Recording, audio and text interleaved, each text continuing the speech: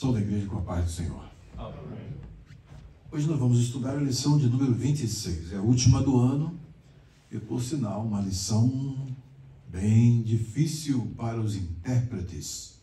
Os intérpretes ficam muito desmotivados com a sequência de reis que vamos estudar hoje. E esses reis estão cumprindo, uma trajetória, estão dentro de uma trajetória que parece que eles estão à revelia da vontade de Deus. Então, a vontade de Deus para eles parece que não está assim muito no centro das atenções. Contudo, uma coisa que nós vamos observar na lição de hoje é que o Senhor está no controle da história. A despeito de todos os fatos, de todos os eventos, vamos tentar aqui ver como nós podemos tirar o máximo da lição, porque é uma lição difícil, é um tema difícil e é um tempo tumultuado no reino de Israel. Quando o reino de Israel sofreu a divisão, e por um lado vem Jeroboão encabeçando uma sequência de reis no reino chamado Reino do Norte, e Roboão no sul, encaminhando uma série de reis no Reino do Sul, substituindo a Salomão, que por sua vez substitui a Davi.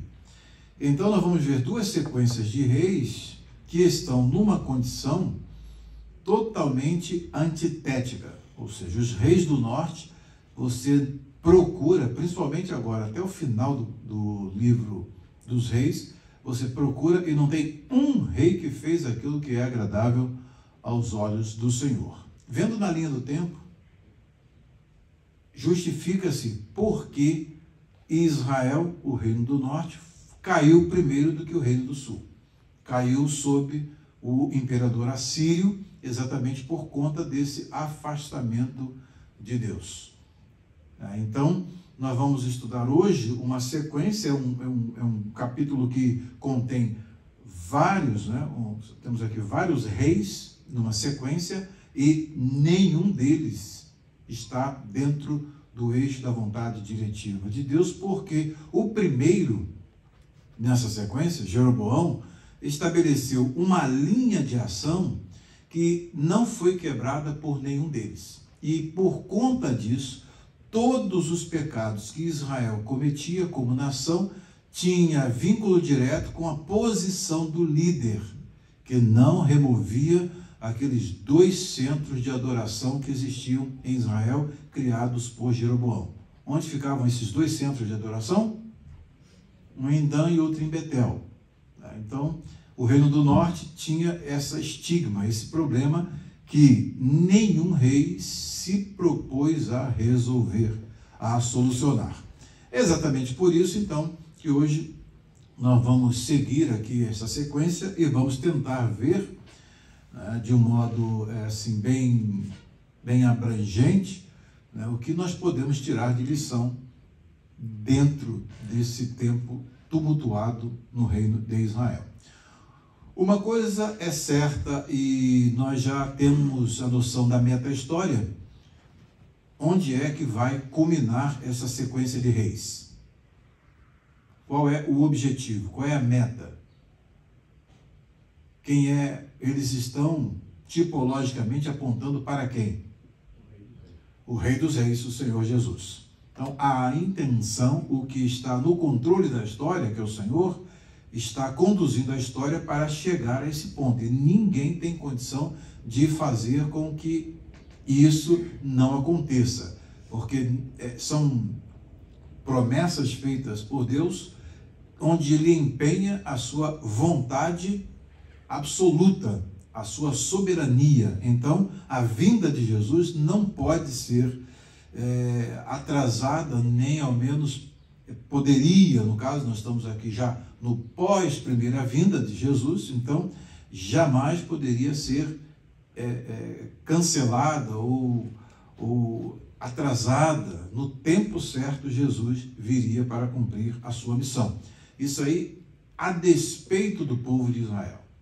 Daí, quando nós hoje estamos estudando o povo de Israel, o povo de Deus, as coisas que acontecem quando o povo se afasta da aliança, quando o povo se afasta do concerto, do pacto com Deus, aquilo que o Senhor ensinou, o que isso pode provocar?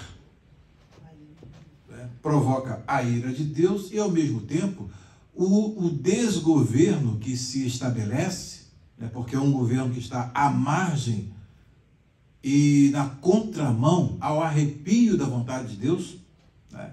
Este ciclo passa a ser gerido simplesmente por uma força política, por um estabelecimento de busca de poder. Então, é exatamente o que vai marcar esta sequência de reis que nós vamos estudar hoje. Nós veremos de um modo muito claro que a intenção é a busca pelo poder. Então, o que Deus não permitiu acontecer na época de Salomão, quando alguém usurpou, tentou usurpar a posição de Salomão por conta de uma intenção política, o Senhor eliminou aquela ação. No reino de Israel, quando o Senhor abre mão, não é que ele esteja ausente, ele está presente, prestando atenção em tudo, acompanhando tudo e também velando pela sua palavra para a cumprir.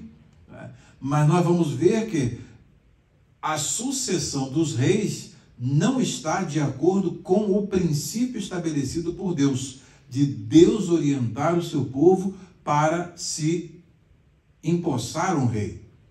É tudo feito na base da política, tudo feito na base da intenção de se estabelecer no poder. E exatamente quando o povo de Deus entra por esse caminho, e é exatamente um caminho perigoso, que infelizmente até nos nossos dias isso pode acontecer e tem acontecido, eu tenho acompanhado aí a história das denominações evangélicas, Então, algumas denominações criaram a dinastia, Então, para não largar o poder, então é aquela dinastia, Vai de pai para filho e não se tem aquela preocupação de saber quem é que Deus realmente quer que governe o seu povo. Então, ali virou uma dinastia, Isso aí vai de pai para filho, para neto, para bisneto, para tetraneto e por aí vai, O que acontece é quando se larga a orientação de Deus, quando se abre mão da orientação de Deus e vai para o campo da política, quando se estabelece politicamente o poder, e isso é algo muito, muito, muito perigoso, que nós também não estamos isentos de passar por isso, principalmente nesse momento em que nós não estamos tendo o privilégio de ter Deus bradando no nosso meio e falando para nós. Então, é um perigo que todos nós corremos, e daqui a pouco a gente entrar pelo mesmo caminho das denominações. Corremos esse risco. E o Senhor falou para nós que se não obedecêssemos, ele poderia levantar um outro povo. Só que isso pode acarretar, obviamente, aquilo que o Senhor falou. Ele vai separar um povo no meio do seu povo para fazer a sua obra. Para fazer a sua obra. E prestando atenção nesses detalhes, nós vamos ver que a lição de hoje, embora seja uma lição, como eu qualifiquei, vi lá, lembrei lá da minha época do Brasil, um jornal chamado O Povo, que o pessoal falava assim, espremer esse jornal, aí sai sangue. O capítulo de hoje é praticamente isso, é o povo, só que é o povo de Israel, é o povo de Deus, e é o povo que Deus diz, o meu povo. É importante essa introdução. Sendo assim, nós vamos estudar essa sequência de reis. Vocês já estudaram na semana passada a promessa da destruição da casa de Jeroboão, que a família, a descendência dele, estava sob forte ameaça por conta do pecado dele.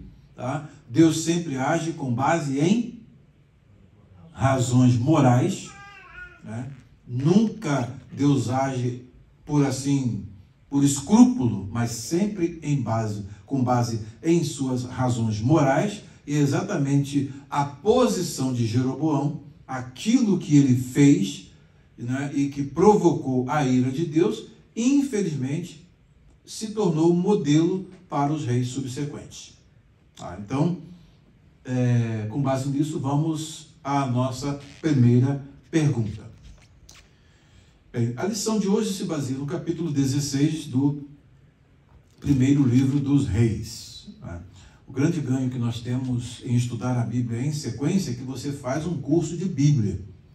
Né? Coisa que por aí fora não existe. Um curso de Bíblia em que você pega o primeiro livro e vai até o último livro, isso aí fora praticamente não existe. Tem lugar aí que eu estava conversando com um amigo lá na Honda, né? Ele disse que o Antigo Testamento lá na igreja nem se vê, nem se fala em Antigo Testamento. Né? Então caducou para eles. E nós estamos aqui nessa jornada, começamos no livro de Gênesis, já fomos até o Apocalipse, agora estamos retornando e estamos aqui no primeiro livro dos reis, no capítulo 16. É um capítulo que, se os intérpretes pudessem pular, eles pulariam, porque em termos de tirar algumas lições daqui, é realmente difícil. Mas vamos tentar. Vamos tentar. Então, o texto áureo diz, então o povo de Israel se dividiu em dois partidos. Metade do povo seguia a Tibni, filho de Ginate, para o fazer rei, e a outra metade seguia a Onri. Mas o povo que seguia a Onri foi mais forte do que o povo que seguia a Tibni, filho de Ginate. E Tibni morreu e Onri reinou. Então, esse é o versículo 12 que está aqui no início, no primeiro segmento do capítulo 16. A nossa primeira pergunta é a seguinte: de onde o Senhor tinha tirado o rei Baasa e o tinha posto, que caminho ele estava seguindo e o que aconteceriam aos seus descendentes? Então, vamos aqui à primeira pergunta. Vamos começar aqui. E diz, então veio... Deixa eu colocar mais próximo. 4. Então veio a palavra do Senhor a Jeú, filho de Anani, contra Baasa, dizendo, eu o levantei do pó e fiz com que você se tornasse chefe sobre o meu povo de Israel. Mas você tem andado no caminho de Jeroboão. Começa por aqui. Né? A questão toda, né, já começa por aqui. Qual é o grande problema que é apontado em primeira mão? Andar no caminho de Jeroboão. O que significa andar no caminho de Jeroboão? Manter os dois centros de adorações idólatras, os dois centros onde tem os bezerros de ouro, e dar permissão ao povo para continuar fazendo aquilo que não deveria fazer, que é o culto idolátrico nesses dois centros de adoração e também nos lugares altos, né? Daí então você vê que o caminho de Jeroboão é o caminho que fica para os reis seguirem. Vem numa sequência. E tem feito o meu povo de Israel pecar. Então o rei consente que haja esses dois centros de adoração, um em Dan e outro em Betel, como Jeroboão o estabeleceu, e por seguir este caminho, o que acontece? Ele é culpado de cumplicidade nos pecados de Jeroboão, porquanto ele está como líder sendo a continuidade desses erros. Percebe, evangelista Sérgio? Então essa continuidade aí é o primeiro ponto que Deus levanta contra Baasa. Entretanto, qual é o ponto que você percebe que Baasa, quando diz aqui, eu o levantei do pó e fiz com que você se tornasse chefe sobre o meu povo de Israel? Qual é o ponto aqui que vocês estudaram sobre o Baasa? Tá? Vocês estudaram sobre Baasa e o que vocês observaram? Ele cumpriu uma missão. Qual missão?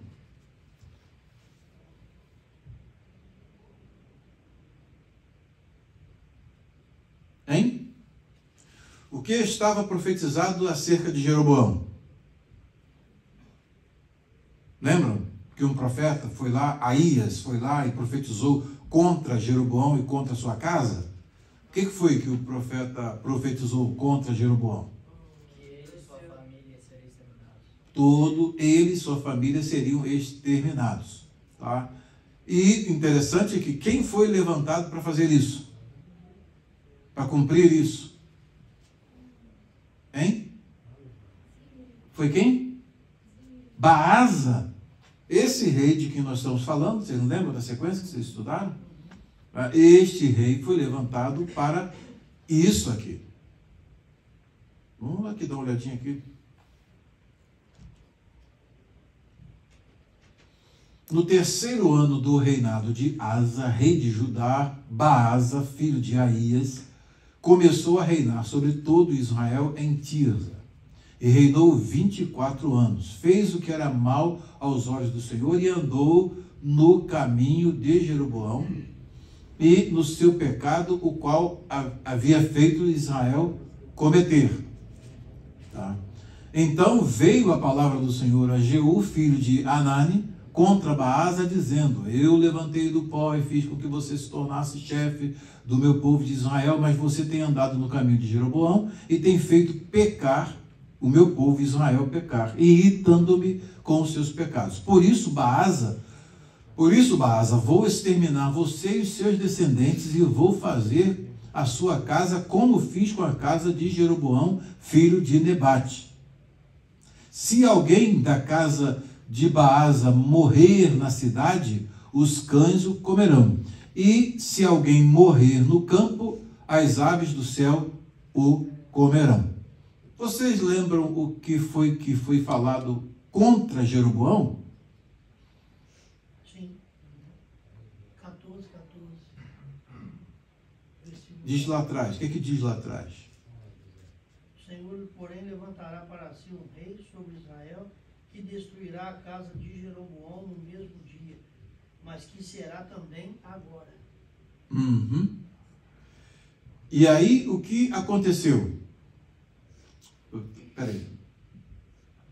Versículo 27, aqui. Versículo 27 do capítulo 15, que vocês estudaram na aula passada. Vocês estudaram isso na aula passada, não? Estudaram ou não? Não. Baasa, filho de Aías, da casa de Issacar, conspirou contra ele e o matou em Gibeton. Era dos filisteus, quando Nadab e todo Israel cercavam Gibeton. No terceiro ano do reinado de Judá, rei de Asa, rei de Judá, Baasa matou Nadab e passou a reinar em seu lugar. Logo que começou a reinar, matou toda a descendência de Jeroboão. Então, quem era o Nadab? Filho de Jeroboão. Quando Baasa subiu ao trono, o que ele fez? Exterminou com toda a casa de Jeroboão. Tá? Exterminou todos, segundo... aqui, ó. Não deixou ninguém com vida, exterminou todos, segundo a palavra do Senhor, anunciada por meio do seu servo Aías de Siló. Então, no início do ministério lá de Aías, novinho, profetizou a respeito do levante, que o Jeroboão seria, né, levantado, e estudamos isso aqui com bastante detalhes, né, e foi levantado para ser rei sobre as 10 tribos. Tá? Aí o que acontece? Ele vai, comete todos aqueles pecados. Quando ele vai, manda a mulher consultar acerca do seu filho, ali ele recebe aquele oráculo, que é o último do profeta Aías, sobre a vida dele, que diz exatamente, na essência, o que Deus depois vai dizer para Baasa. Baasa, então, quando faz isso, ele está cumprindo a palavra do Senhor. Bem, ele tem um limite aí. Agora, vejam bem, quando ele assume a posição de rei, o que acontece em termos de responsabilidade?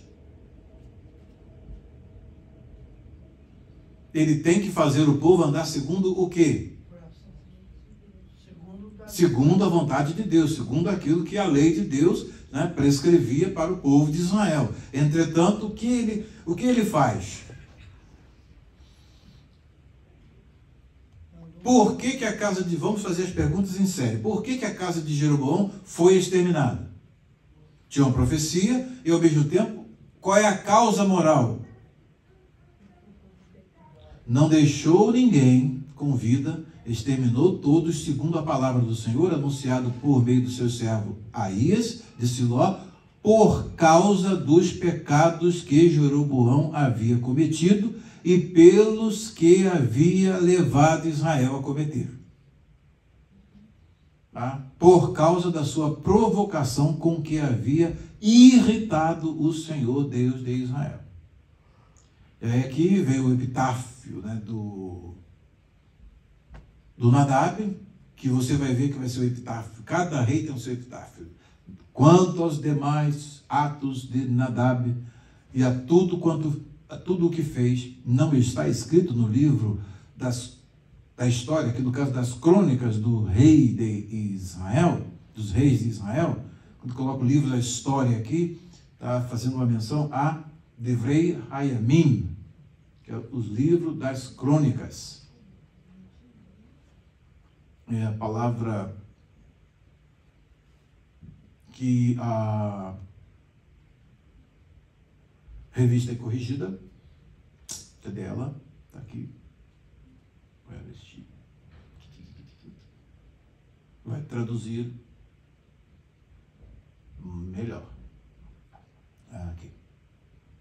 Escrito no livro das crônicas dos reis de Israel, né, que é exatamente o que está aqui.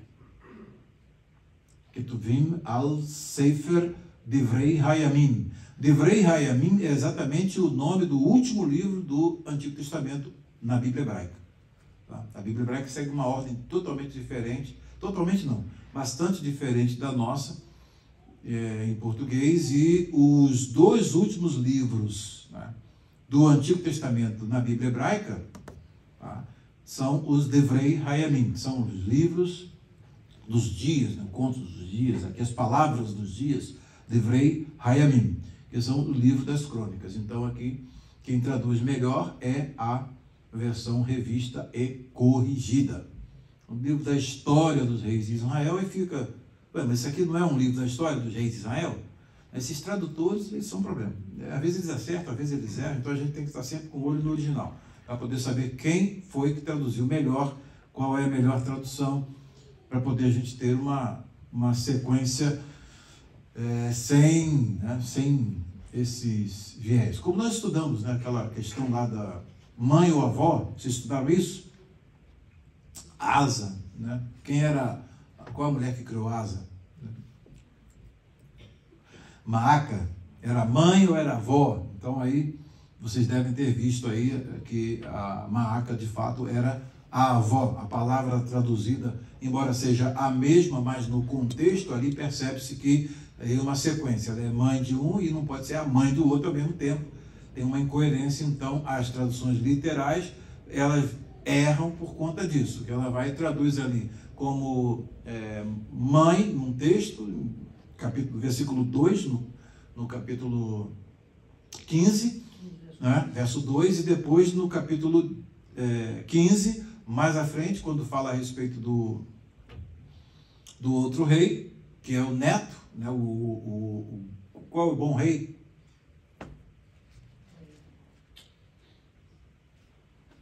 Asa é o bom rei. Então, Maaca é avó. Né? Avó.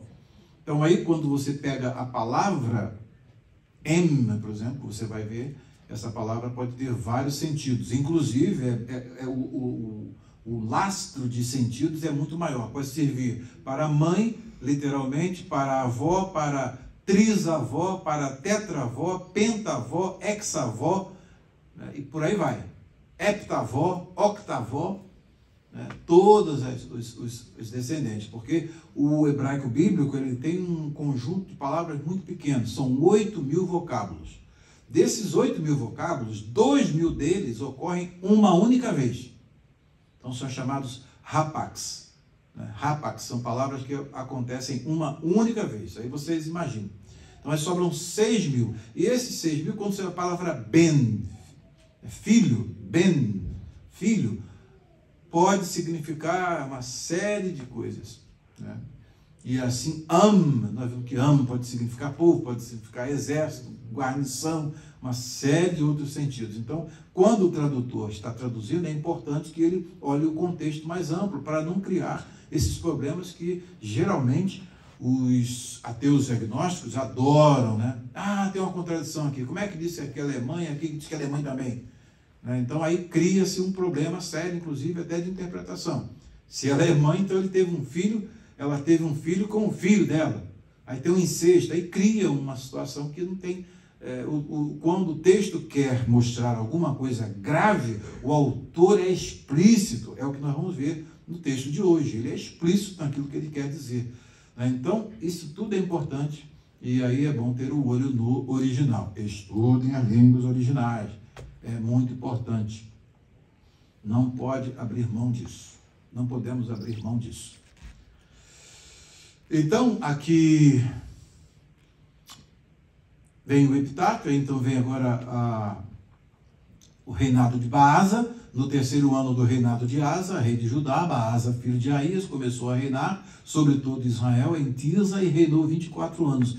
E o que ele fez? Fez o que era mal aos olhos do Senhor e andou no caminho de Jeroboão e no seu pecado, o qual havia feito Israel cometer. Então, do reinado de Baasa, o que nós vamos concluir? Ele, por um lado, cumpre a vontade de Deus, e, por outro lado, da responsabilidade dele como líder de Israel, ele comete os mesmos pecados de Jeroboão. E aí é julgado por conta dos pecados que cometeu. Então, ele é instrumento de punição de Jeroboão e sua família. Porém, vai se tornar vítima dos pecados que Jeroboão cometeu, porque ele comete os mesmos pecados. Daí você vai ver a tensão entre a responsabilidade humana e a soberania divina.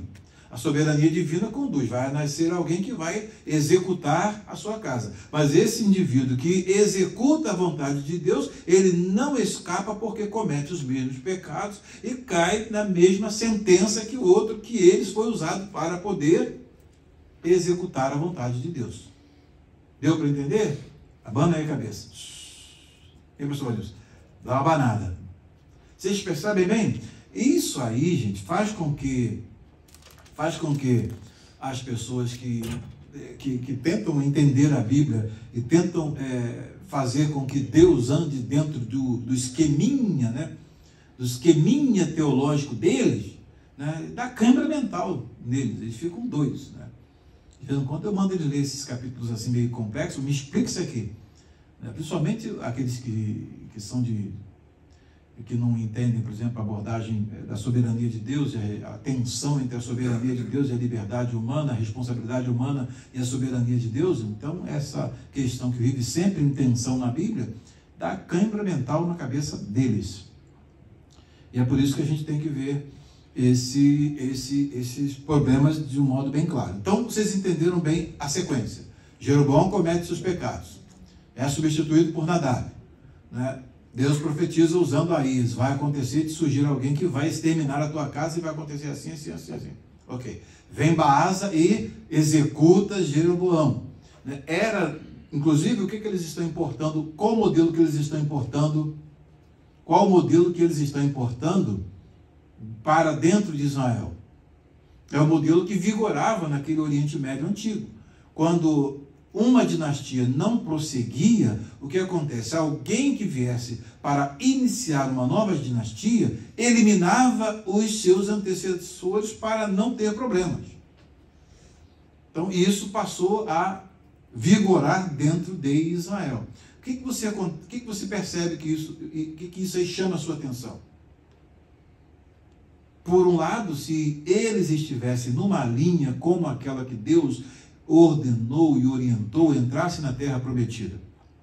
E já que nesse período dos reis eles pediram um rei, Deus colocou um rei, e eles viessem tudo na mesma sequência, sem nenhum problema, e o Senhor apontando os reis na sequência sem nenhum problema, esse tipo de coisa não aconteceria. Percebem? Esse tipo de coisa não aconteceria. Porém, quando eles tomam nas suas mãos, né? Eles tomam nas suas mãos a forma de governo e praticamente entram pelo caminho dos pagãos, né, isso tudo traz implicações seríssimas para a continuidade aqui do reinado. Então agora o que vocês vão ver de um modo geral é uma luta por poder, briga por poder. Então aqui vem Baasa e destrói o Nadab, aí reina tantos anos. Ok, vamos à próxima pergunta.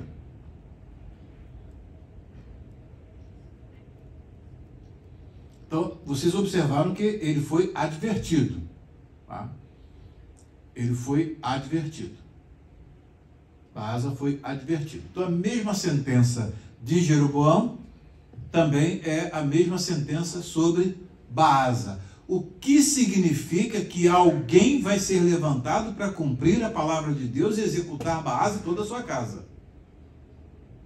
Mas, se continuar nos mesmos caminhos de Jeroboão, vai também sofrer a punição. E isso é um ciclo que precisa ser cortado, e vocês vão ver que, pelo menos na lição de hoje, e talvez até o final do livro dos reis, isso não vai acontecer. Vem essa sequência. E daqui a pouco tem um ciclo, que é um ciclo maior, e por conseguinte é um ciclo importante, que é o ciclo do Acabe. Isso aí acaba com tudo.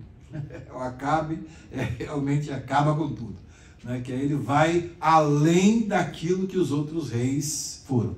Etimologicamente não tem nada a ver o Acabe com esse Acabe do português, tá? Estou só fazendo um trocadilho hilariante, de brincadeira. Tá, então, a próxima pergunta é a seguinte. O que o rei Elá estava fazendo, o que Zinri fez a ele, e onde Zinri se assentou, e o que Zinri fez à casa de Baasa, e quem ele não deixou ficar vivo. Aí vem dos versículos, ele está pulando aqui uns versículos, mas nós vamos ler na sequência para poder não perder a história.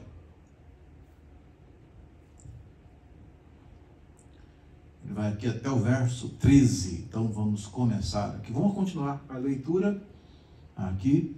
Vamos continuar a leitura para não perdermos o fio da argumentação do autor, porque o autor, quando escreve um livro, ele sabe exatamente o que ele deixa escrito e o que ele poupa em termos de escrito. Então, é importante vermos essa sequência. Quanto aos demais atos, olha o epitáfio aqui. Conhece a palavra, epitáfio? Não? Sempre nós vamos aqui no nosso amigo.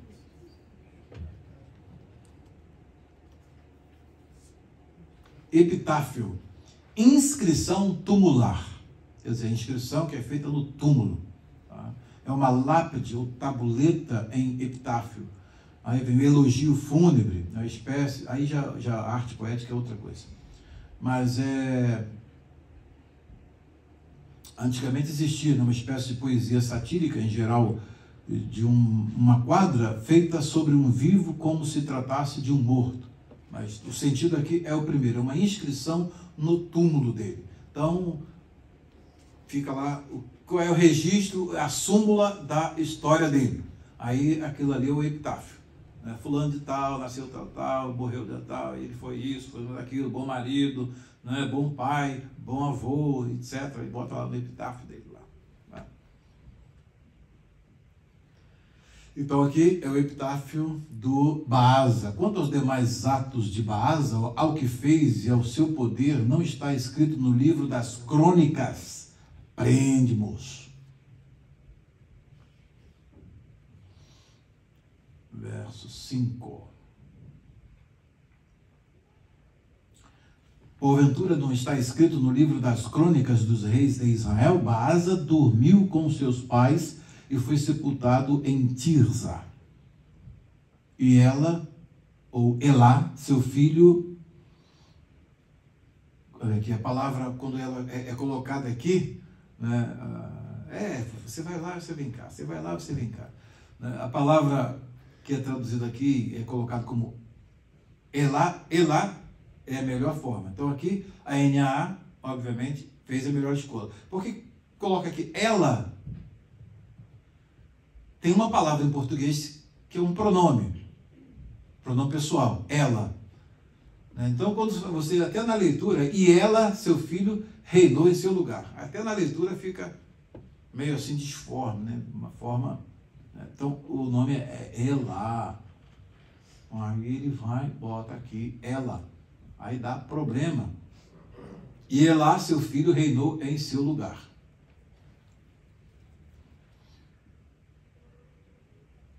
Aqui. Ah, é. Tem que traduzir hoje. É L. Ele não pode, né? Que aí é elo. É neutro. Tem que arrumar um neutro. Brincadeira, né? Então aqui, ó. Elá. Tá? Em hebraico, Elá. Eu nem Sérgio. Sílaba tônica, a última. Esse tracinho aqui no final, dizendo que essa aqui é a sílaba tônica. Tá? Então é Elá. Então aí a versão NAA traduziu melhor do que a revista corrigida. Então vem aqui o verbo no Vekatal, verbo consecutivo mais imperfeito, terceira pessoa masculina singular.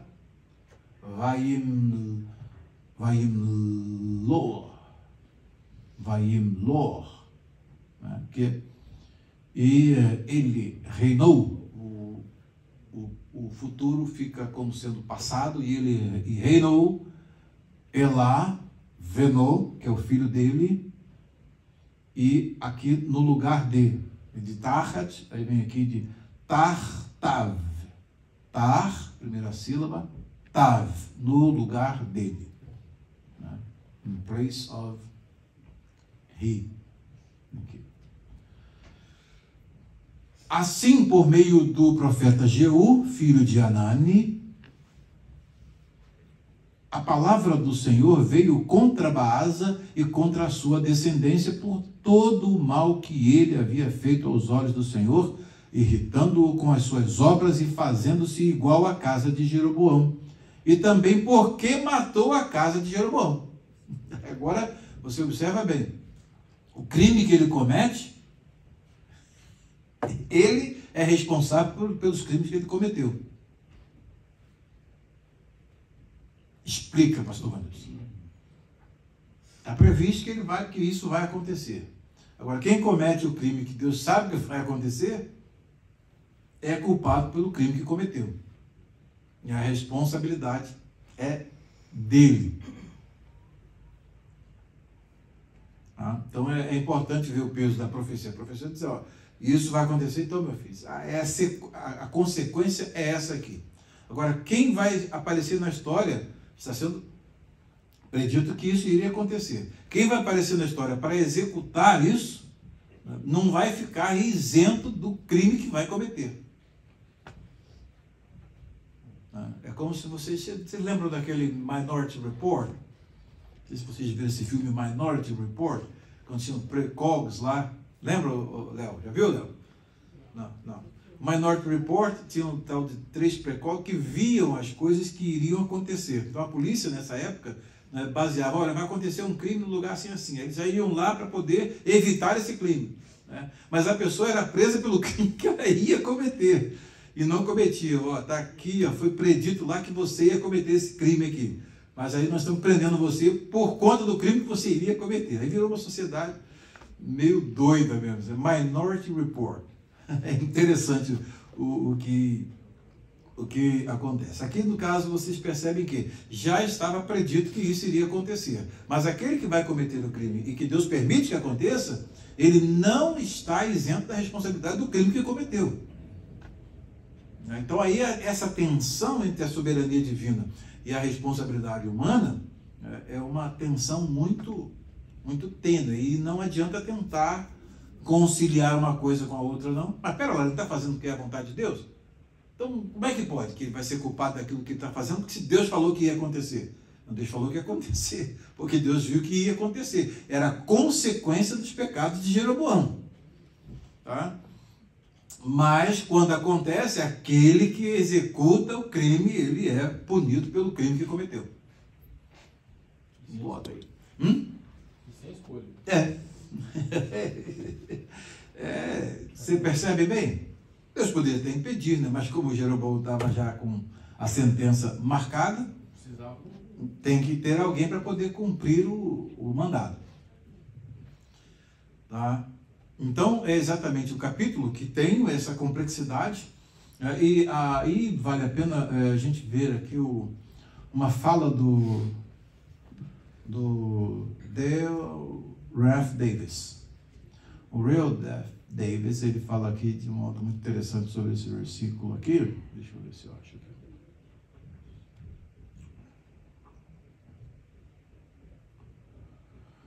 Ok, aqui. É no finalzinho aqui. David. Tá bugado aqui.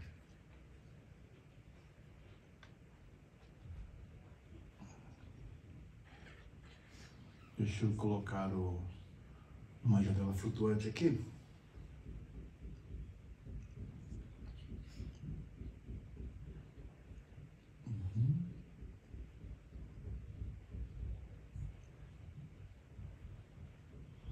Vou colocar numa janela flutuante.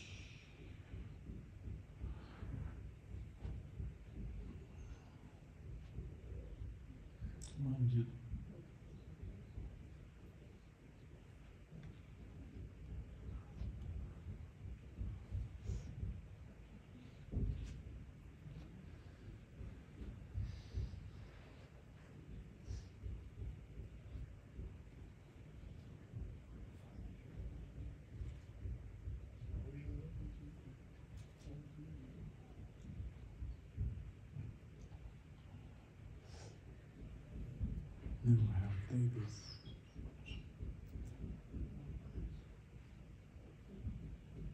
Aqui, ó. Isso aqui você vai ver, tem uma linha, né, de sequências, que a gente poder entender bem isso. Deixa eu ver se ele aparece aqui.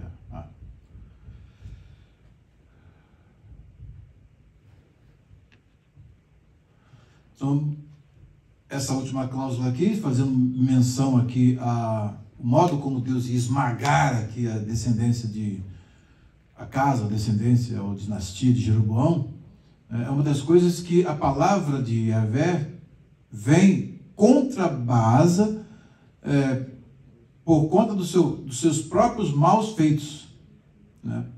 E aí, observa bem que alguém poderia até but some wonder why, por que Yahvé iria censurá-lo por destruir a casa de Jeroboão, enquanto o próprio Yahvé tinha previamente autorizado que isso acontecesse. Então é aqui que entra o ponto central. Mas o texto é claro. A palavra de Yahvé condenou a Baasa por causa de ele ter eliminado a casa de Jeroboão. Deus o julga porque ele fez aquilo que a palavra de Deus tinha predito que alguém iria fazer. Tá? Baasa é o indivíduo que foi, né, que é para ser o culpado. Né? E qual é o problema aqui? Aí ele tenta fazer aquilo, traçar aqui um desenvolvimento, né, do texto, né? E aí você vai ver que vamos traçar aqui o desenvolvimento da matéria da seguinte forma: versículos 10 e 11, do versículo lá do capítulo 14, a palavra de Yahvé, através de Aías, que ele vai eliminar totalmente a casa de Jeroboão. Baasa leva esta palavra de Yahvé ao cumprimento. Baasa é julgado por ter feito isso, né? Então, Yahvé havia declarado que a casa de Jeroboão seria aniquilada, e Baasa impiamente levou, né, a efeito isso que estava predito que aconteceria, né, o que Yahvé tinha determinado. Então, Baasa revela que a palavra de Yahvé é totalmente verdadeira e que ele mesmo é um assassino, no caso específico aqui do massacre de Jeroboão. Porque ele... Aí, isso é um mistério? Eu acho que sim. Eu acho que sim. É um problema? Eu acho que não. Então, quando a gente procura eliminar essa tensão entre a soberania divina e a responsabilidade humana, ou você cai num extremo ou você cai no outro. Por um lado, se você cair para o lado de cá, você vai culpar a Deus por aquilo que foi feito. Mas não foi Deus que disse que isso ia acontecer? Como é que aquele que fez é culpado por aquilo que fez? Percebe? Por outro lado, aquele que faz, que está predito por Deus, que vai acontecer, ele é culpado por conta daquilo que está predito, dizendo que não matarás. E ele cometeu assassinato e fez uma chacina. A lei é clara.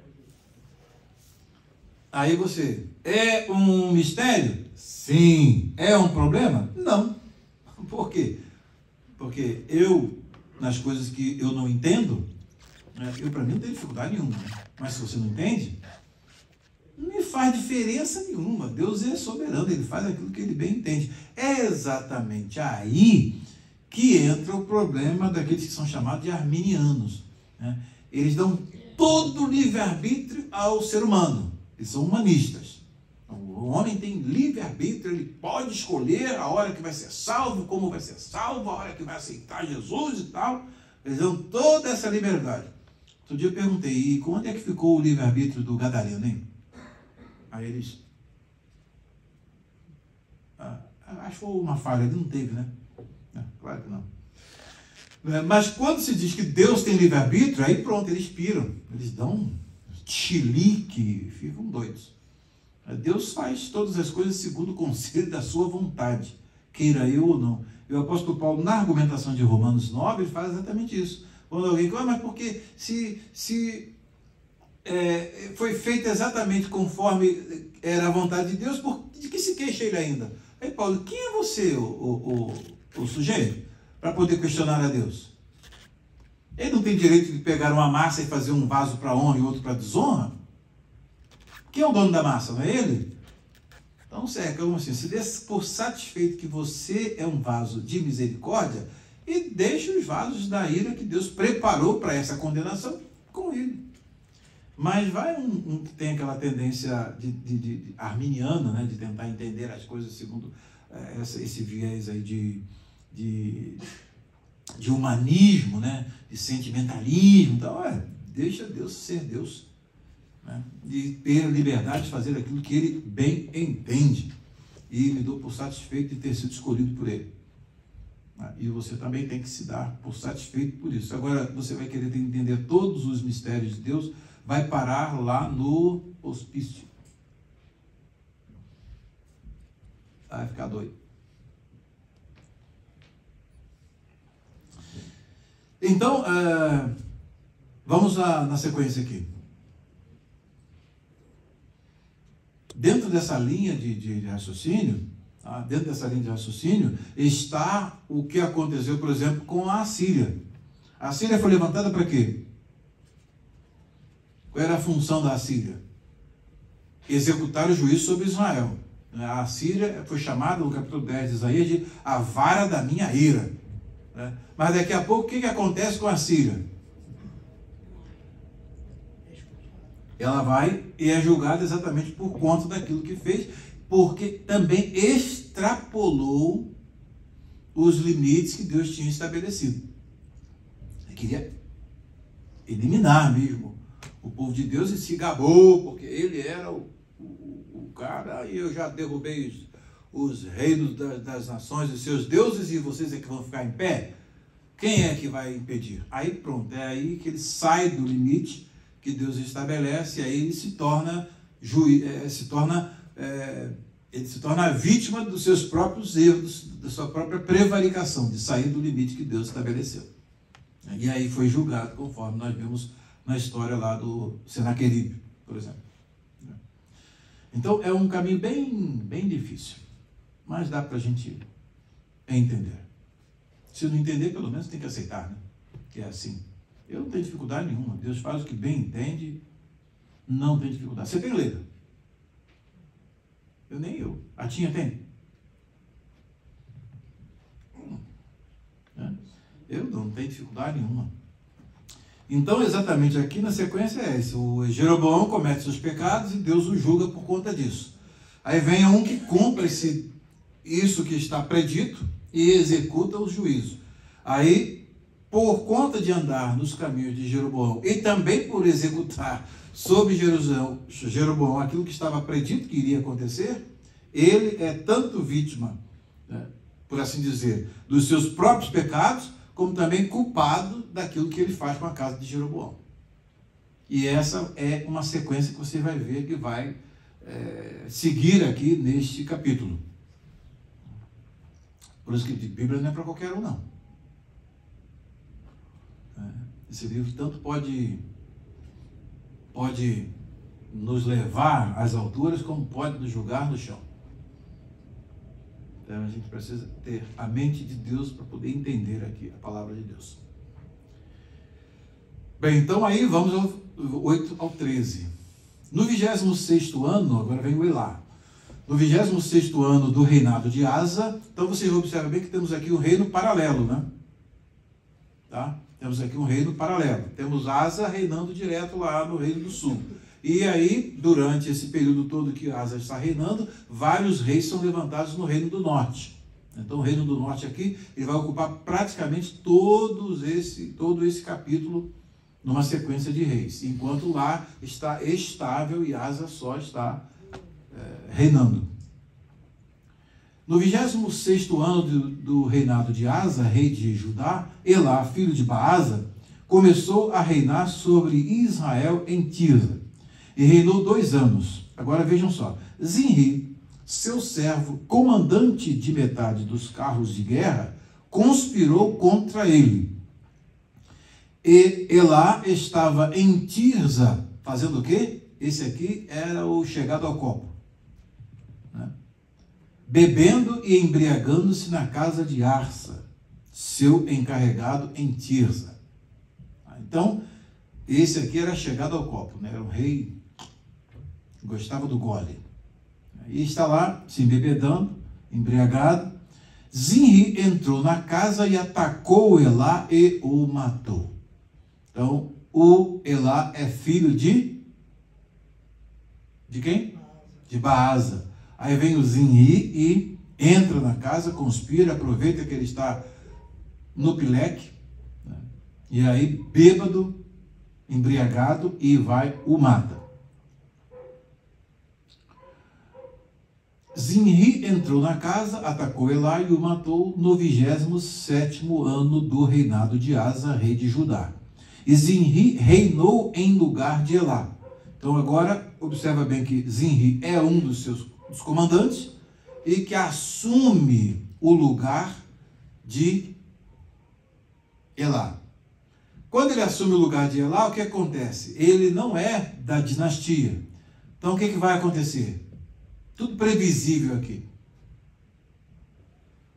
O que ele vai fazer com a dinastia anterior? Ele já é vai começar uma outra dinastia. O que ele vai fazer? Eliminar a dinastia anterior.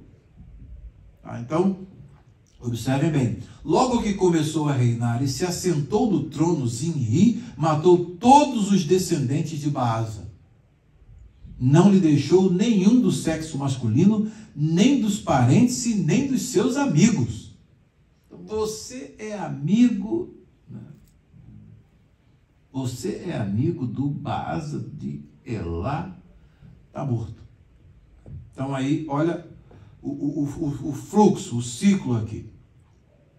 Assim, Zinri exterminou todos os descendentes de Baasa. Olha o que está por trás, segundo a palavra do Senhor anunciada por meio do profeta Jeú contra Baasa, e por todos os pecados que Baasa e seu filho Elá cometeram, e pelos pecados que fizeram Israel cometer, irritando o Senhor Deus de Israel com os seus ídolos. A Revista Corrigida vai traduzir a palavra que aqui já traduz para facilitar. Para facilitar, então traduz as vaidades, né, que são as coisas que não têm nenhum valor, que não fazem nenhum sentido.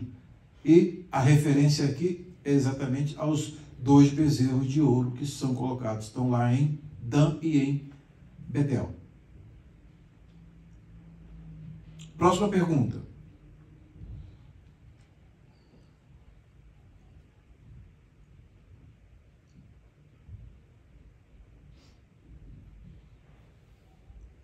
Quantos dias Zinri reinou e onde o povo estava acampado e o que eles fizeram saber ao saber da morte de Elá?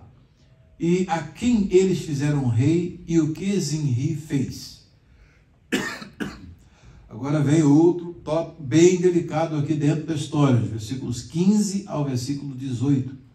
Ele vai, conspira contra o Elá, mata o Elá por estar lá embriagado, elimina toda a descendência de Baasa, pai de Elá, e agora o que ocorre?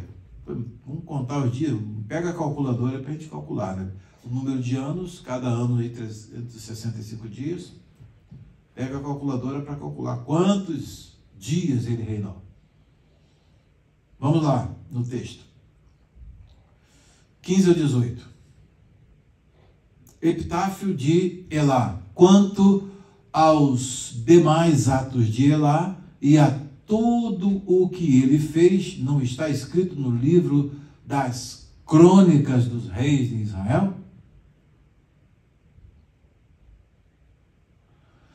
O reinado de Zinri, de Israel, no 27º ano do reinado de Asa, rei de Judá, Zinri reinou 7 dias em Tirza. 7 dias. O reinado mais curto que já aconteceu. 7 dias. Tá? O povo estava acampado contra Gibeton, cidade que pertencia aos filisteus. O povo que estava acampado ouviu dizer: Zinri conspirou contra o rei e o matou. Por isso, naquele mesmo dia, no arraial, todo Israel constituiu rei sobre Israel a Onri, comandante do exército. Então, o exército estava lá numa batalha. Então, o povo de Israel concentrado naquela batalha contra os filisteus. Aí, nisso, surge a notícia que o Zinri já estava no trono porque tinha matado o rei. Aí, o que esse povo que estava na guerra, inclusive, observou, e ao receber essa notícia, qual foi a reação deles? Não, nós não aceitamos isso não. Nós não queremos esse indivíduo como nosso rei, não. Conspirou contra o rei, matou o rei enquanto nós estávamos na batalha, aí fizeram o comandante do exército deles, eles estabeleceram como o rei. Onri saiu de Gibeton, estando todo Israel com ele, e sitiou a Tirza, que é lá onde estava o Zinri. Quando Zinri viu que a cidade havia sido tomada, foi para a fortaleza do palácio real, pôs fogo no palácio real e morreu. Aí ele vai e se suicida, por conta de ele não viu que a cidade estava cercada, o comandante já tinha sido... ele se autopromoveu como rei, foi lá para o palácio e já sentou lá como rei, já estava lá, né? Ambicionou tanto aquela cadeira, né? Mas aí, no final de tudo, o que acontece? Ele vai e vê que o comandante está com o exército, ele não tem como lutar para poder manter-se no poder. Aí ele vai para o palácio real e ali taca fogo no palácio, né? E morre dentro do palácio, queimado. Que tragédia, uma após a outra. Tudo por briga de poder. Politicamente, as coisas caminham assim. Mas vai vendo que no fio de toda essa história, vem o epitáfio. O epitáfio é fundamental.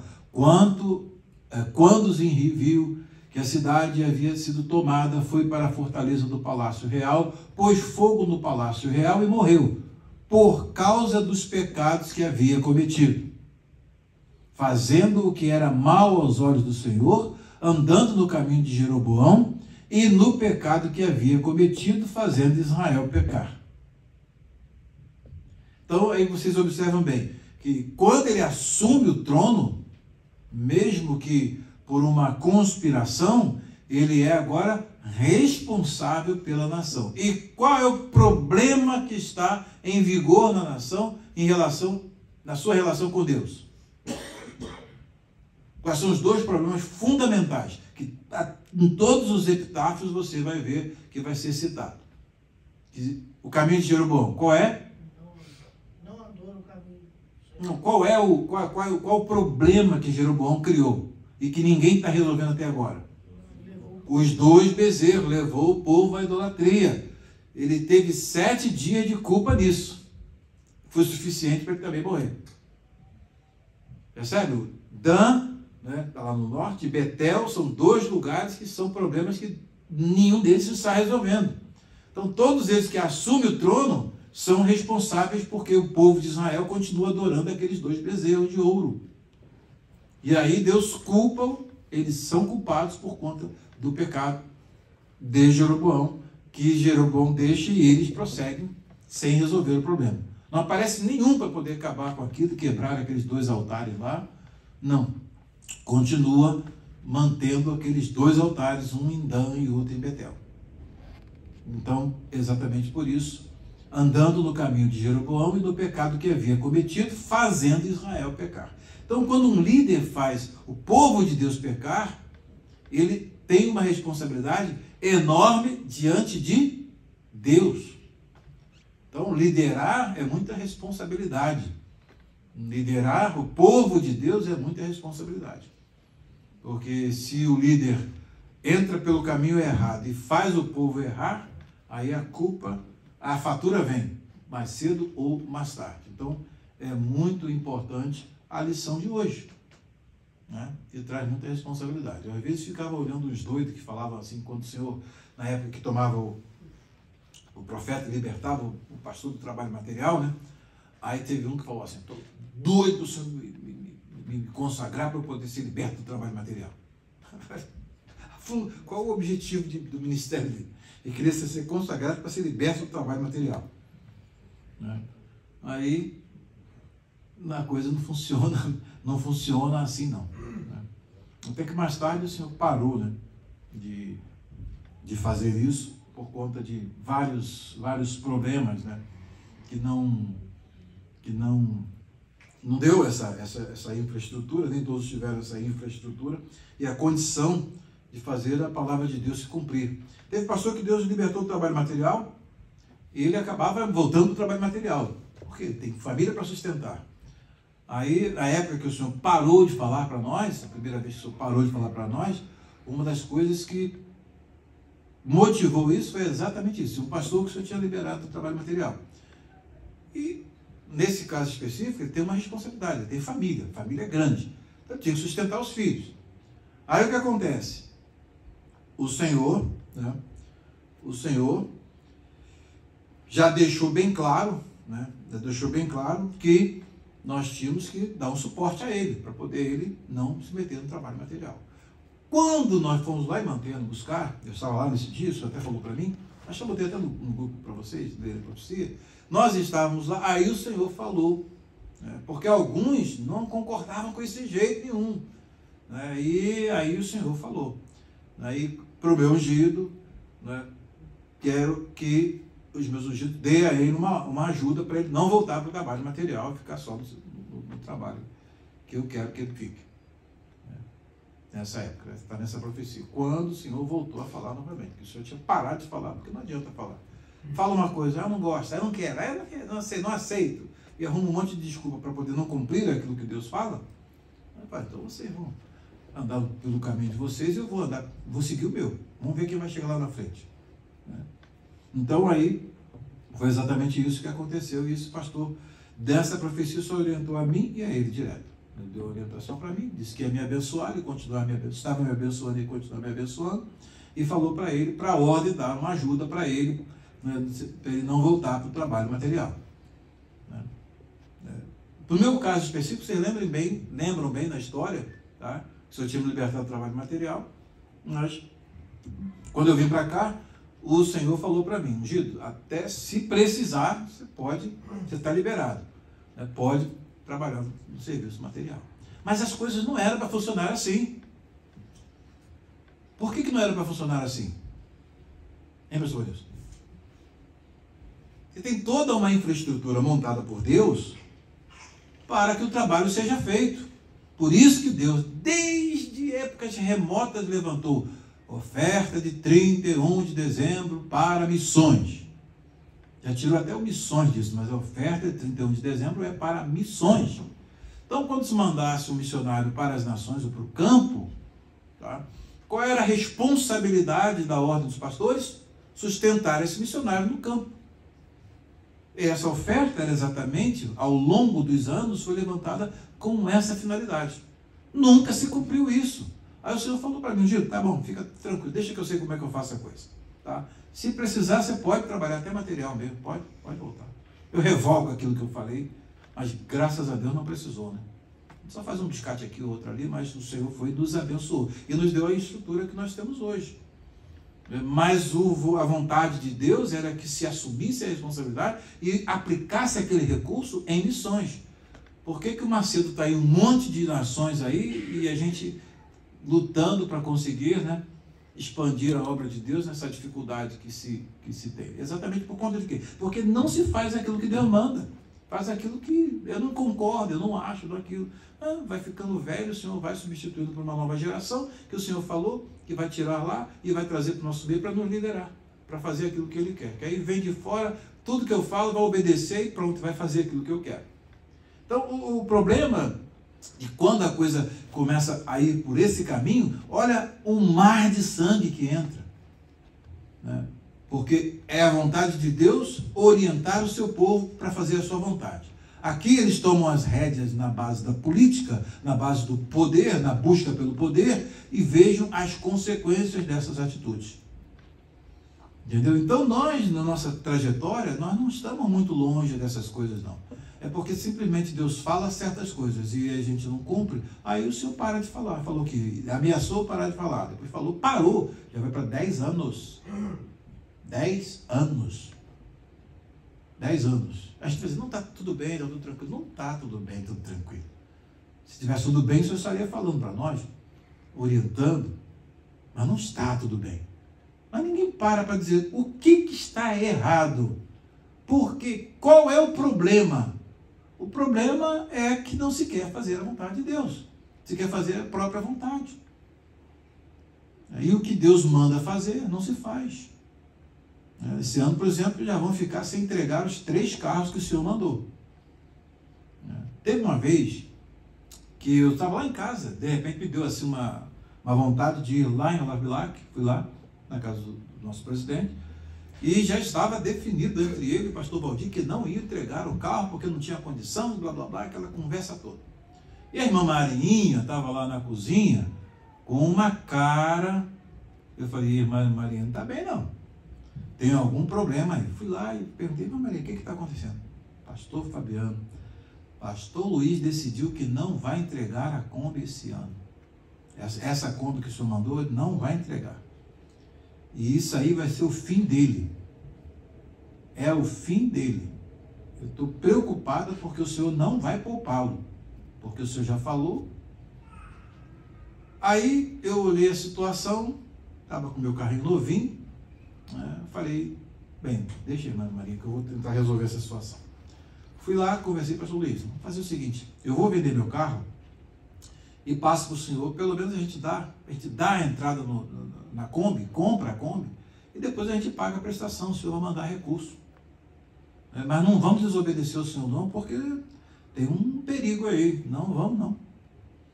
Aí quando eu falei com ele, né, a irmã Marinha falou que isso aí é fase terminal sua, viu? Se o senhor fizer isso, se o senhor não entregar o que o senhor mandou, é fase terminal sua. Aí ele deu aquele choque assim, pegou o telefone, pastor Valdir, encomenda a Kombi. Encomenda a Kombi. Compramos a Kombi, não precisei vender meu carro e Deus mandou o recurso. Percebe? Então o que acontece? muitas das vezes precisa de alguém para estar perto, para poder ser aquele conselheiro, para ajudar. Mas não tem um homem que chega e fala, pastor, nós não entregamos os 3 carros esse ano. E nós temos que entregar porque é a ordem do Senhor. Se o Senhor não entregar, você vai ficar contra Deus. E não tem bênção para o ano de 2024, não. Não tem um homem para poder ter a coragem de falar. E estamos errando. Aí nisso que acontece? Quando a gente vê as consequências acontecerem, a gente vai simplesmente lamentar. Porque não tem um que chegue e sente e fale, olha, isso aí não pode acontecer. Como eu tive a coragem de fazer naquele dia. Não, eu vendo meu carro e a gente compra a Kombi, acabou. Coisa simples de obedecer, mas se Deus falou, tem que cumprir, não tem jeito. Não é negociável. Então, exatamente quando a gente larga essa direção de Deus, antigamente era bom que o Senhor chegava e falava. Mas chega num ponto, a irmã Marinha estava viva, o Senhor falou, olha, isso aqui, se acontecer, vai acontecer isso, isso e isso. Opa, então vamos evitar, vou vender meu carro e depois lá na frente, se o Senhor quiser me dar outro carro para mim, né, mas não vamos deixar de obedecer. É esse tipo de pessoa, que às vezes são as mais malquistas, né, que precisa existir. Mas não fica todo mundo, tá tudo bem, né? Chega nas reuniões, Pai Senhor, meu presidente, é aquele ritual, Pai Senhor, e as coisas erradas que têm que ser consertadas, ninguém fala, ninguém tem coragem de dizer. E aí nós vamos nessa marchinha, né? Vamos nessa marchinha, e as coisas não são feitas, não acontecem, e até a hora que Deus disser basta. Quando Deus disser basta, aí acabou a chance, não tem mais jeito. Né? Não tem mais jeito. É exatamente essa situação aqui, ó. Não tem jeito, é uma coisa após a outra, largou a mão de Deus, já era. Quanto aos demais atos de Zimri, a conspiração que fez, não está escrito no livro das crônicas dos reis de Israel? Próxima pergunta.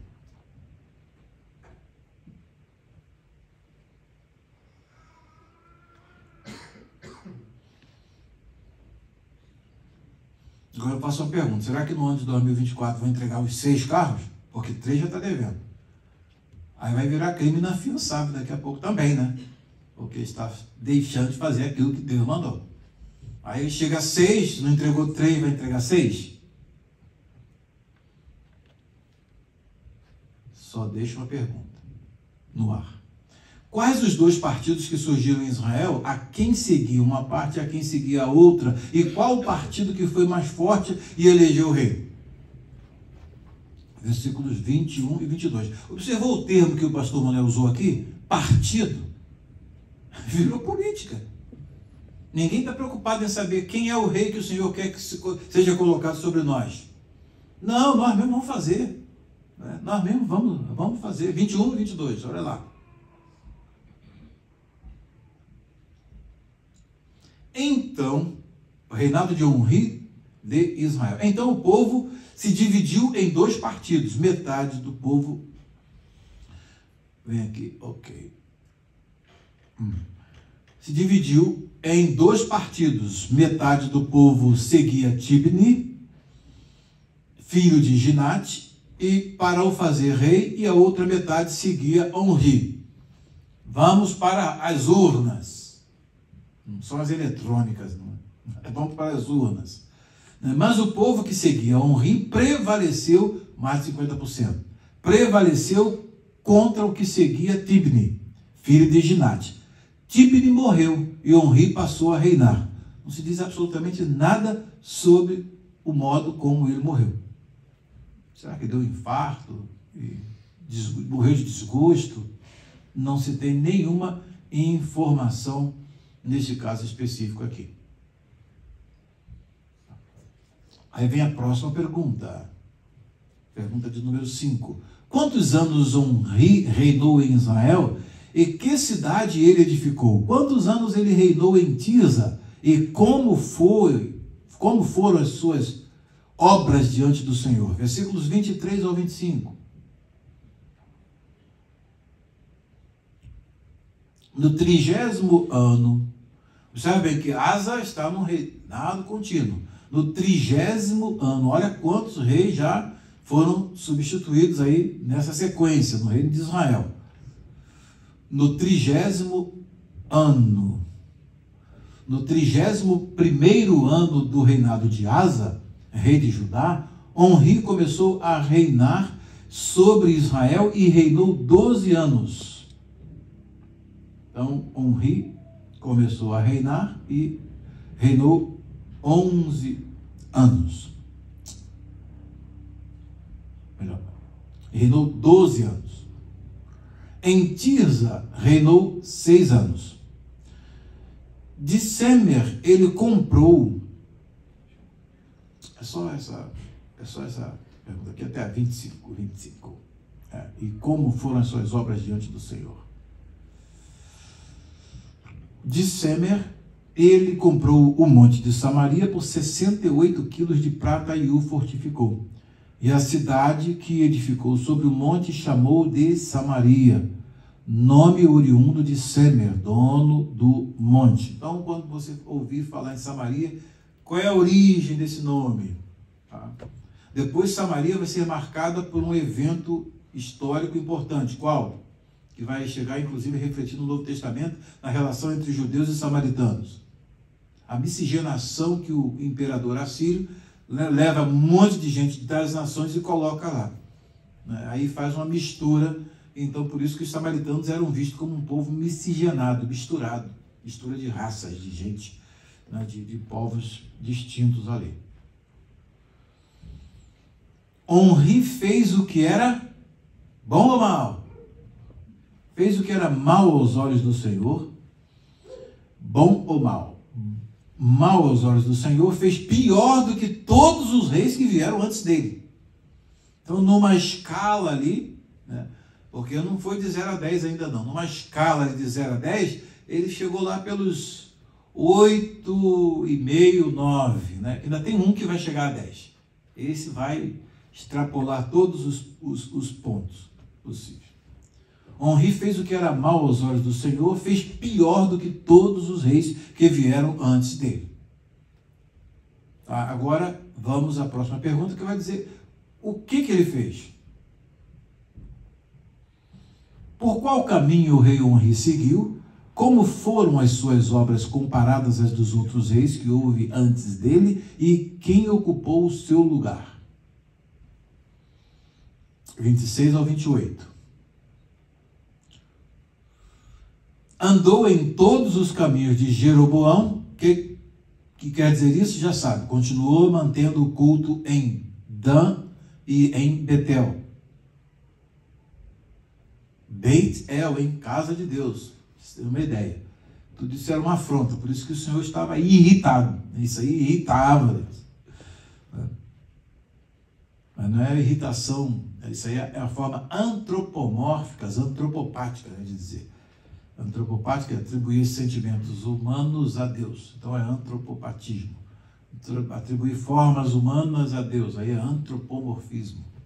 Antropos.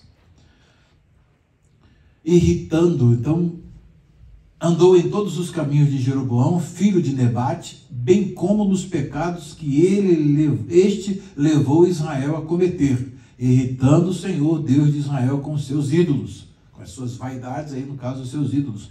Quanto ao epitáfio, quanto aos demais atos de Omri, ao que fez e ao poder que manifestou, não está tudo escrito no livro das crônicas, aprende, tradutor, dos reis de Israel? Omri morreu e foi sepultado em Samaria, e Acabe, seu filho, reinou em seu lugar. Então, agora sim, agora o negócio vai ficar bom, né? Porque Acabe traz para nós uma grande personagem, a cena. Quem? Não, essa é a pior. Elias, o profeta. Esse é o ciclo de Elias, que vai interagir muitas das vezes com Acabe, uns 6 capítulos aí só dedicado. Então, o Tisbita aparece aí. Aí quando surge o pior dos reis, aí Deus vem de sola agora com o profeta Elias. Mas o sujeito continua o mesmo. Vocês vão ver. Prometo que eles vão ficar a mesma coisa. Ou pior um pouquinho. Vamos à próxima pergunta. Está chegando ao final aqui. 12:04. A próxima pergunta. Quantos anos Acabe, filho de Omri, reinou sobre Israel? Como foi comparado aos que foram antes dele? E qual foi o pior erro que ele cometeu? Versículos 29 ao 31. Acabe com isso. Tem um homônimo em português. Acabe, filho de Omri, começou a reinar sobre Israel no 38º ano do reinado de Asa. Então observem bem, reino de Judá estável, reino de Israel instável, tumultuado. E Acabe, filho de Omri, reinou sobre Israel em Samaria 22 anos. Acabe, filho de Omri, fez o que era mal aos olhos do Senhor, mais do que todos os reis que vieram antes dele. Então o pai foi ruim porque fez pior do que todos os que vieram antes. E ele fez pior do que o filho, do que o pai dele, né? E pior do que todos os que vieram antes. Qual a agravante aqui? Duas agravantes.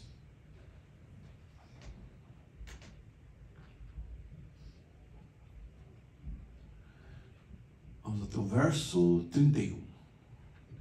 As duas agravantes.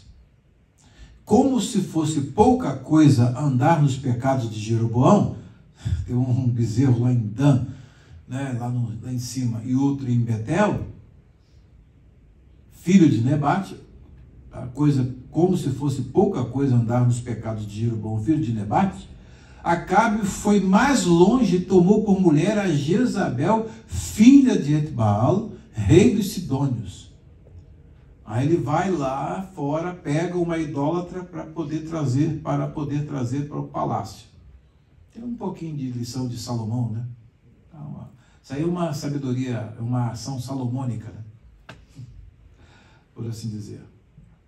Tomou por mulher Jezabel, filha de Etbaal, rei dos Sidônios, e foi e serviu a Baal e o adorou.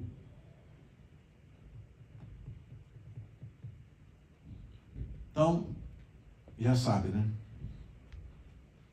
Ele vai, casa com mulher Sidônia, e ela vem com a idolatria dela para cá, ele vai, faz um altar para o Baal, e agora a nação de Israel, vendo o rei adorando a Baal, né, que Baal significa em hebraico Senhor, né? Aí então, o que vai acontecer com a nação? Vai todo mundo adorar aquilo que o rei está adorando.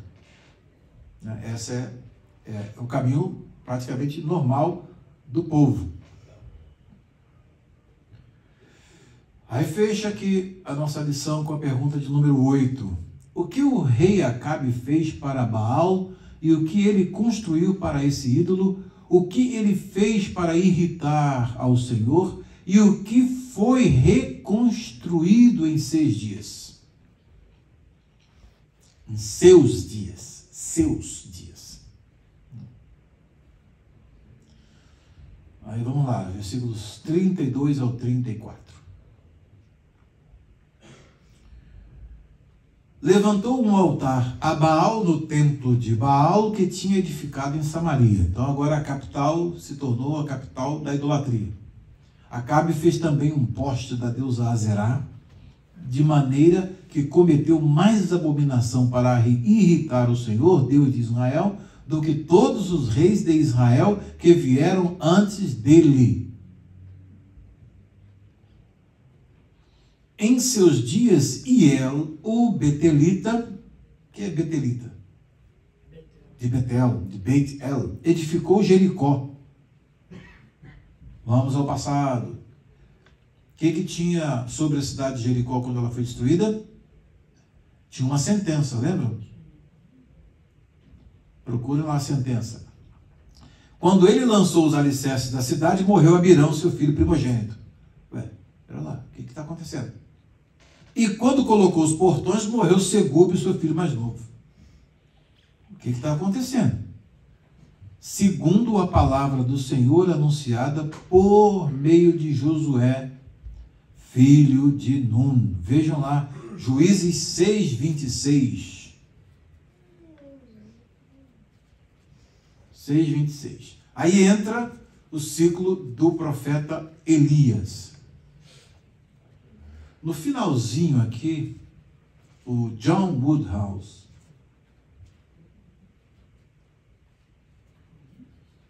no finalzinho aqui, o John Woodhouse falou uma coisa aqui. Josué. Não, Josué 6.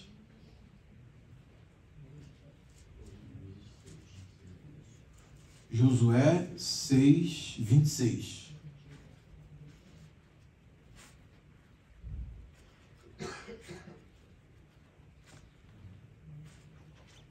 Vaishba Yehoshua Ba'et Hari Lemor.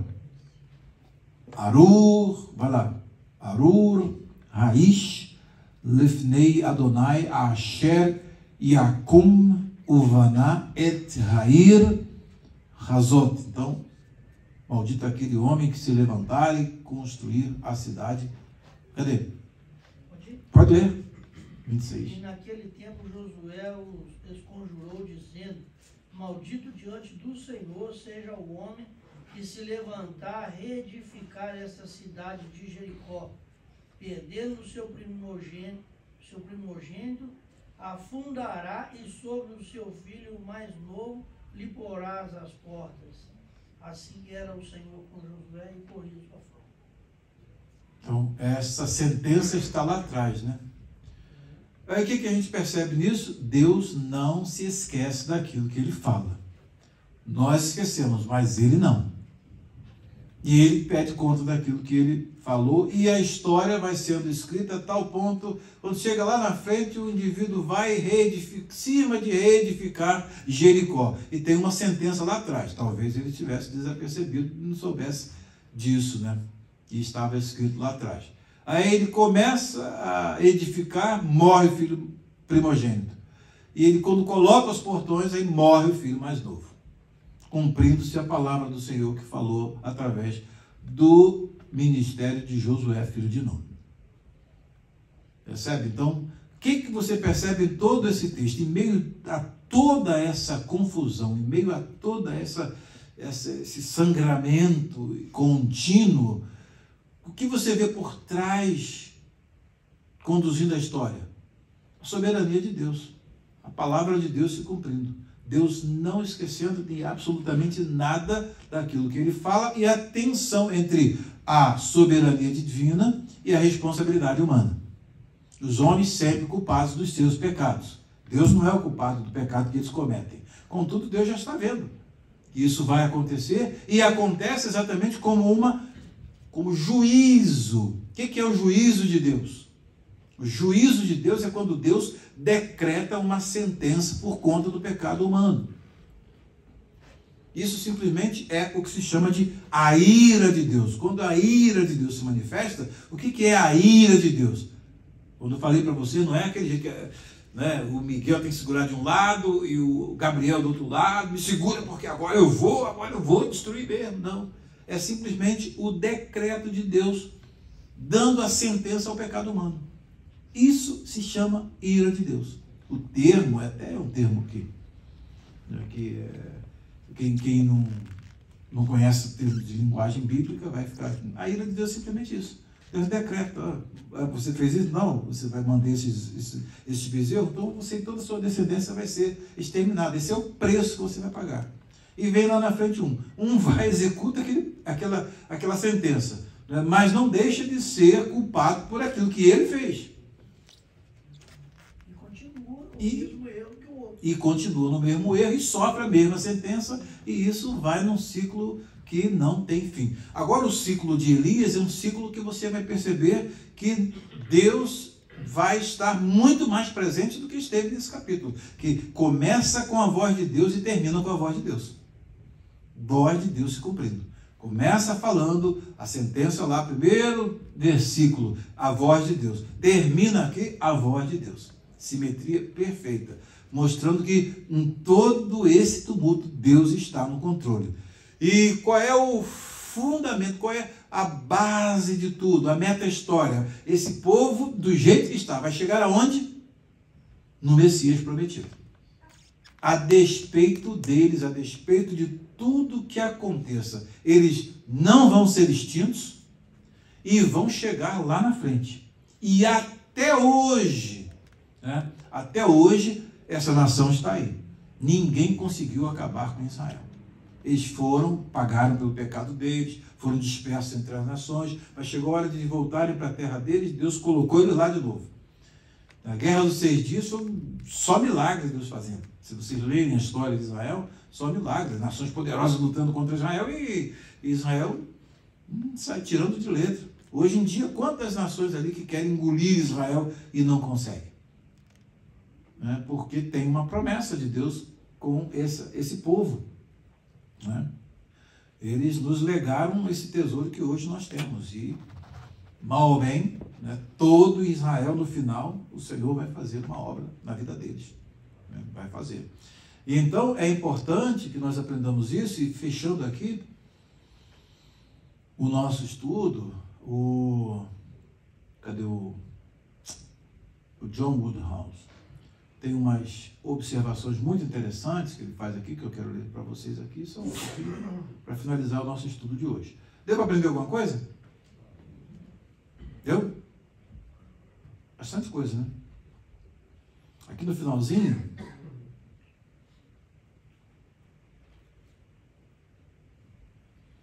Acabe, fatos cronológicos.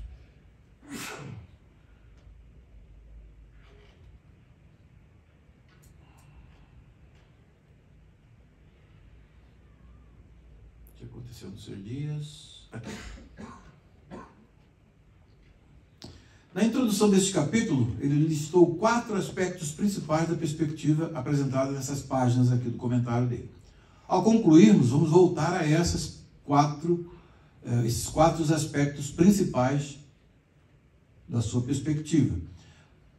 Vamos voltar a eles e considerá-los à luz do Evangelho de Jesus Cristo. Primeiro, a palavra do Senhor ainda é o poder por trás de tudo. Reis vêm, reis vão, poderes se erguem, poderes caem, e poderes caem. O mundo enfrenta ameaças e promessas, desafios e oportunidades. A palavra do Senhor, agora o Evangelho de Jesus Cristo, é a única certeza em um mundo de incertezas. Ela é descrita de várias formas como a palavra da sua graça, a palavra da fé, a palavra da cruz, a palavra da verdade, a palavra da vida, a palavra do seu poder, a palavra da justiça, a força mais poderosa do mundo, assim como foi a força mais poderosa na história do reino de Israel, é a palavra do Senhor. Começa o texto, no meio do texto e no final do texto, e isso aconteceu para que se cumprisse a palavra do Senhor. Então, quando a palavra do Senhor é lançada, ela jamais volta vazia, mas prospera naquilo para que Deus a envia. Por isso que nós estamos aqui, por exemplo, sobre a palavra do Senhor. Quero a minha eleita plantada ali naquele lugar. Acabou. Nos desafiaram. Se você ficar aqui 12 meses, você consegue montar a igreja. Eu não vim aqui montar a igreja. Quem quer plantar a igreja aqui foi aquele que me enviou aqui. É diferente do que eu vir para cá e querer montar uma igreja. Já vimos pessoas que vieram para cá para querer montar a igreja e não conseguiram montar a igreja. Ficaram aí 12 meses aí e não conseguiram. Sentou até aqui no meu colo, aqui, né, fazendo aquele espetáculo todo. Esse sujeito tá bom do cérebro, não. Mas não consegue, porque quem planta a igreja é o Senhor. Segundo, o Senhor, que era o Deus de Israel, também é o Deus dos gentios.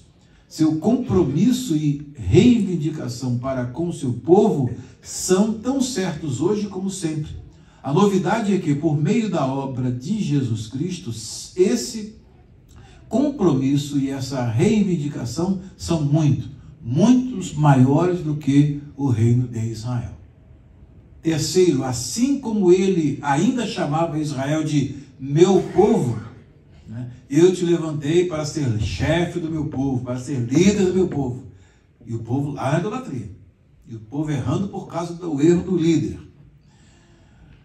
Então, ele assim ainda chamava Israel de meu povo. Agora há muitos outros que são chamados assim. Mesmíssima coisa, mesmíssima coisa. Quarto, ele ainda está observando tudo o que acontece, ele vê tudo, assim como tudo que importava para Israel, para os reis de Israel, era que cada um deles fazia o que era mal aos olhos do Senhor. A medida de cada vida, pequena ou grande, será como o Senhor a vê. Isso aí é fundamental. Diz assim: vos aperfeiçoe em todo o bem para cumprirdes a sua vontade, operando em vós o que é agradável diante dele, por Jesus Cristo, a quem seja a glória para todos sempre. Amém. Epístola aos Hebreus. Por fim, o desfile de reis que vimos em Israel, o horror de sua política de poder, deve nos deixar profundamente gratos pelo rei que fez somente o que era agradável aos olhos do seu Pai. Ele é o Rei dos Reis e o Senhor dos Senhores. O Rei de que este mundo precisa desesperadamente. Então, é esse Rei que vai assumir o controle mundial a quem nós servimos. Ele quer que a igreja seja o microcosmos desse futuro reino que ele vai implantar. E é por isso que a igreja tem que ter uma grande responsabilidade pela prática daquilo que é agradável aos olhos do Senhor. Principalmente nós, justificados em Cristo, temos que ter o quê? A justiça como sendo nossa regra do dia a dia. Prática da justiça. E nunca a prática da injustiça. Nós temos deixado muito a desejar nisso daí. Muito mesmo. Enquanto houver desigualdade entre nós, que podem ser amenizadas, enquanto houver, como o Senhor já falou para nós, um desnível enorme, em vez de haver um equilíbrio entre nós, então o que acontece? Isso sempre vai nos deixar aquém da vontade de Deus. Mas nós estamos aí e vamos pegar na pá e na enxada e vamos cavar esse terreno aí, vamos fazer? Vamos continuar fazendo, já começamos e vamos chegar lá na frente com a bandeira da vitória. Instruções nós temos recebido. Agora é só colocar em prática, que o Senhor nos ajude e nos abençoe.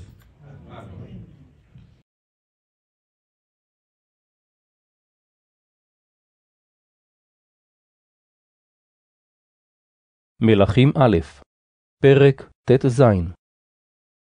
ויהי דבר אדוני אל יהוא בן חנני על בעשה לאמור. יען אשר הרימותיך מן העפר, ואתנך נגיד על עמי ישראל, ותלך בדרך ירבעם, ותחתי את עמי ישראל, להכעיסני בחטאותם, הנני מבעיר אחרי בעשה ואחרי ביתו, ונתתי את ביתך כבית ירבעם בן נבט. המת לבעשה בעיר יאכלו הכלבים, והמת לו בשדה יאכלו עוף השמיים. ויתר דברי בעשה, ואשר עשה וגבורתו, הלא הם כתובים על ספר דברי הימים למלכי ישראל. וישכב בעשה עם אבותיו, ויקבר בתרצה, וימלוך אליו בנו תחתיו. וגם ביד יהוא בן חנני הנביא, דבר אדוני היה אל בעשה ואל ביתו, ועל כל הרעה אשר עשה בעיני אדוני, להכעיסו במעשה ידיו, להיות כבית ירבעם, ועל אשר היכה אותו. בשנת 26 שנה לעשה מלך יהודה, מלך אלה בן בעשה על ישראל בתרצה 2. ויקשור עליו עבדו זמרי, שר מחצית הרחב, והוא בתרצה, שותה שיקור בית ארצה אשר על הבית בתרצה. ויבוא זמרי, ויכהו וימיתהו בשנת 27 לעשה מלך יהודה, וימלוך תחתיו. ויהי במולכו כשבתו על כסאו, היכה את כל בית בעשה, לא השאיר לו משתין בקיר, וגואליו ורעהו. וישמד זמרי את כל בית בעשה, כדבר אדוני אשר דיבר אל בעשה ביד יהוא הנביא.